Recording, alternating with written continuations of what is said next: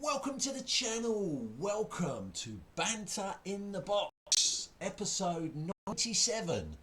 United Hatch Audacious title challenge. What a week. Game week 21 was unbelievable turn of events. Strap yourselves in, boys and girls. In this week's edition of Banter in the Box, we have got transfer genius, possibly the greatest transfer ever in Family Fantasy Football League history this week. We've got your Game Week 21 winners and losers. 3 Game Week winners, but 5 Game Week losers. Another addition to the Wall of Shame. You wait 6 months of the season without getting an entry of the Wall of Shame, and then we've got a second addition in the Wall of Shame in a matter of 2 weeks. We've got the FFFL Cup review. Last week's saw the second round of the Family Fantasy Football League Cup last weekend. We'll be reviewing who's made it through to the quarterfinals, and we've got that manager of the season update. The who the fuck is that had rolled over for a couple of weeks. It was worth 3 manager of the season points. Did anyone get it right? But without further ado, transfer genius. Now he's Hatch United manager Neil Hatch, defending champion, has been getting pelters all season for languishing in the bottom half of the table and being accused of mounting one of the worst title defences in Family Fantasy Football League history. This is what the top half of the table looked like last week, or the end of this game week before the transfers kicked in. And there is Hatch United down there in 17th spot. Now, 4 managers went into the transfer season this week, making 14 transfers across those 4 managers. And across those 4 managers, they bought 13 tactical gambits. Poppy's players, Sarah Simon, she spent £5 million of her available transfer budget on an Oi's Mind tactical gambit. The number 1 rated manager, Arden Diamonds, slipping further and further down the table. Well, Steve Holmes spent £15 million on a wildcard tactical gambit, which allowed him to make multiple transfers in a single week, and he made 6.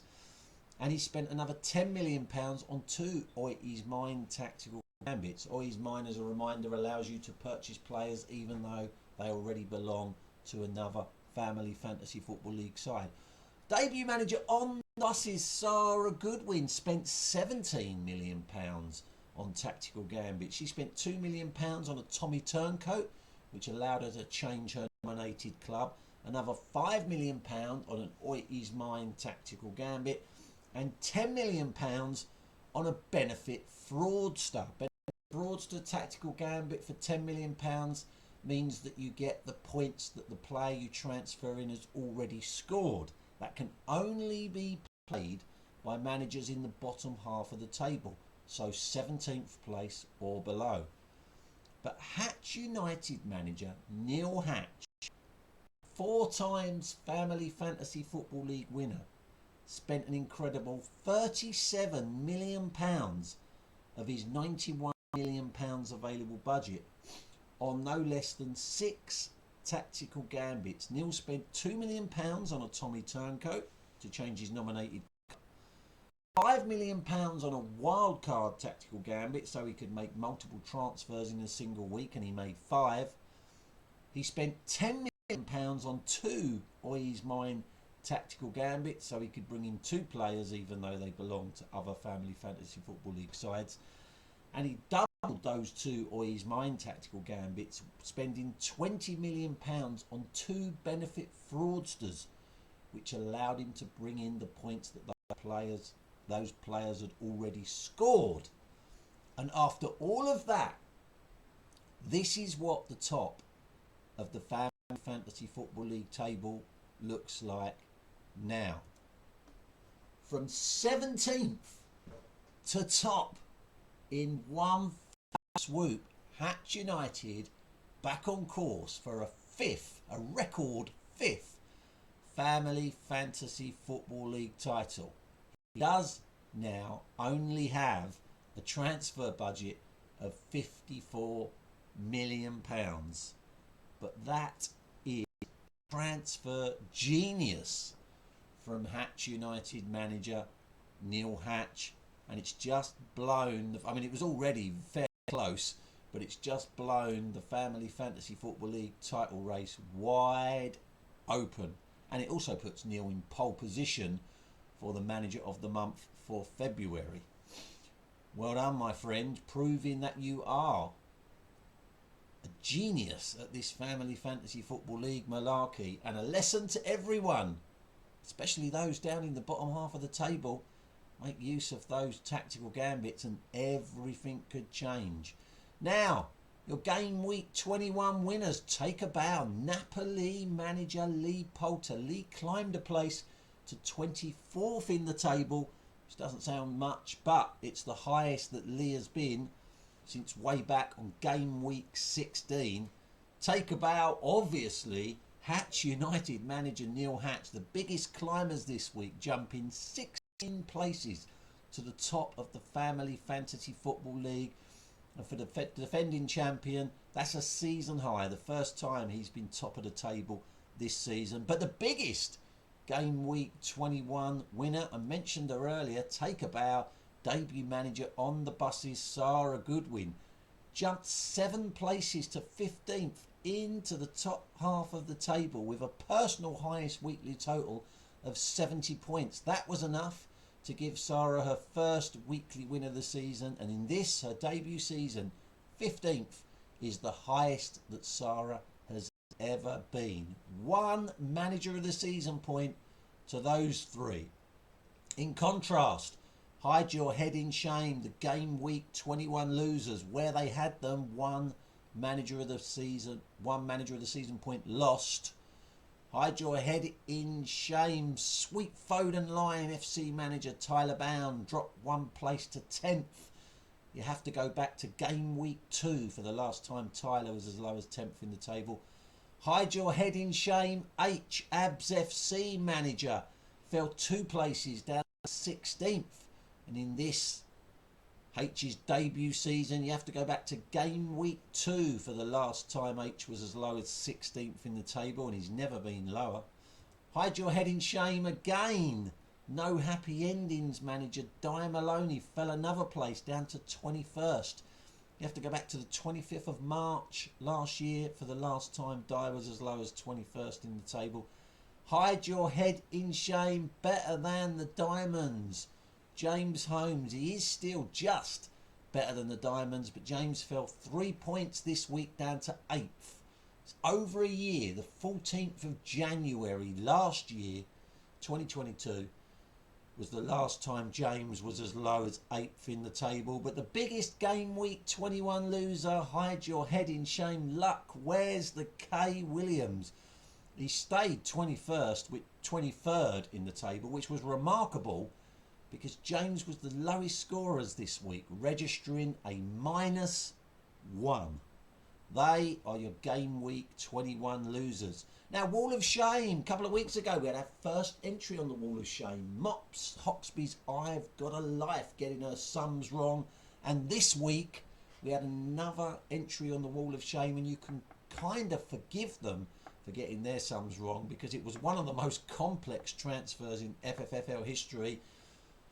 But it was Hatch United manager Neil Hatch. He won't care, he's just gone top of the table, but he does make the Wall of Shame because his initial effort to put that rather complex transfer package together, he got his sums wrong. He had wrongly assumed that if you spent £10 million on a benefit fraudster, you automatically got to purchase a player that already belonged to another manager. Never been the case. If you want to purchase a player that already belongs to another Family Fantasy Football League manager, you have to spend £5 million on the Oi Is Mine, in addition to the £10 million benefit fraudster, if you also want the points that player has already scored this season. So he joins Mops on the Wall of Shame. It's only the 10th of February. They will probably be joined by others before the season is out. Family Fantasy Football League Cup second round took place last weekend. I wonder if I've got my predictions anywhere. Let me have a look.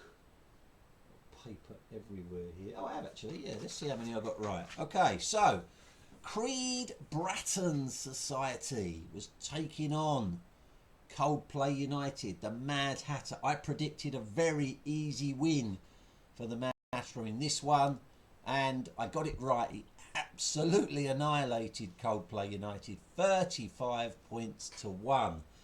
And Gobi Desert Canoe Club came up against Bantonio Conte's double chasing Barmy Army. I predicted a win for Bantonio Conte's, and I got that one right as well, 34-24. So the Creed Bratton Society faced Bantonio Conte's Barmy Army in the first tie of the quarterfinals.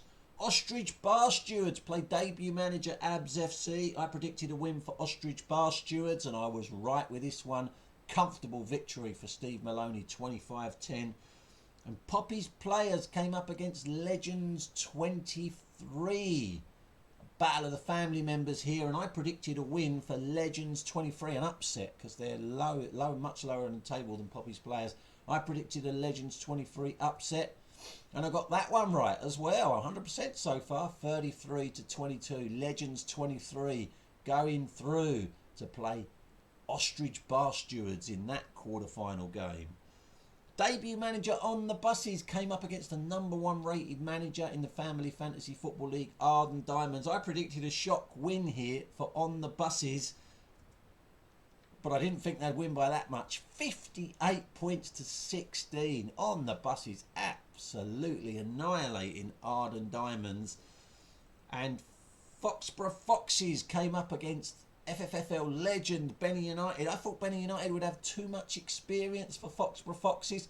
I got it wrong. Charlotte Williams going through, 38 points to 21 to set up an all-woman tie in the quarterfinals. Debut manager On The Buses facing Foxborough Foxes. Grease Lightning came up against the Big Knobs. I suspected, they're very close to each other in the table, I suspected Grease Lightning would edge this, and they did just edge it, 37-34. And I've Got a Life came up against High Flying Better Than the Diamonds. I predicted Better Than the Diamonds to edge this one. Well, I got that one wrong. Mops Hawksby going through, 35-28. So it'll be Grease Lightning against I've Got a Life FC in that quarter-final tie. So what did I get right out of there? 6 out of 8. That's not bad going. Those quarter-final ties will take place in the first full Premier League fixture weekend in March. Who the fuck is that? It's rolled over for the last 2 weeks. It's obviously somebody's hand, but whose hand is it? 5 managers having a go this week. Benny United manager Mark Benwell thought that was a picture of Lyndon's Lovely's manager Joe Hawksby. I've Got a Life manager Mops Hawksby thought that that was a picture of Ostrich Bar Stewards manager Steve Maloney. Hatch United manager Neil Hatch thought that that was a picture of Legends 23 manager Keith Simons. The Big Knobs manager Simon Hawksby thought that that was a picture of debut manager Dial Square FC's Mark Collier. And curiously, On The Buses manager Sarah Goodwin also thought that that was a picture of Dial Square FC manager Mark Collier. Well, I can reveal that one of those answers was correct. It was in fact a picture of Dial Square FC manager Mark Collier, pictured there looking as pleased as punch to be having dinner with Arsenal legend Tony Adams, which means your manager of the season table looks like this. Well, this is the top half anyway. There was quite a lot of movement in the bottom half of the table. Neil Hatch going top of the Family Fantasy Football League this week, and he climbs to joint 10th in the manager of the season table. Sarah Goodwin gets 1 point for being a game week 21 winner and 3 points for getting the who the fuck is that right. So she jumps up to joint second in the table on 15 points. But she keeps helping her other half, Simon Hoxby, which isn't allowed in the league, but there's no rules against it when it comes to the manager of the season, just to be clear. And Simon is now 14 points clear in the race to be the manager of the season. Sarah, if you keep helping him, you're never going to catch him, mate. So, there you go, 14 points. It's a big lead, but there is still a long way to go. And your chance to earn manager of the season points this week, it's a 2-point answer. 2 current family fantasy football league managers pictured there. To get the 2 points, you have to get both managers correct. You will not get a point if you get one of them right. You need to get both of them right to secure the 2 manager of the season points. Remember, only one guess per manager per week. That's it for episode 97, your game week 21 review. Will game week 22 be as exciting as game week 21? Surely it can't be. Take care, everyone. Until next week, bye bye.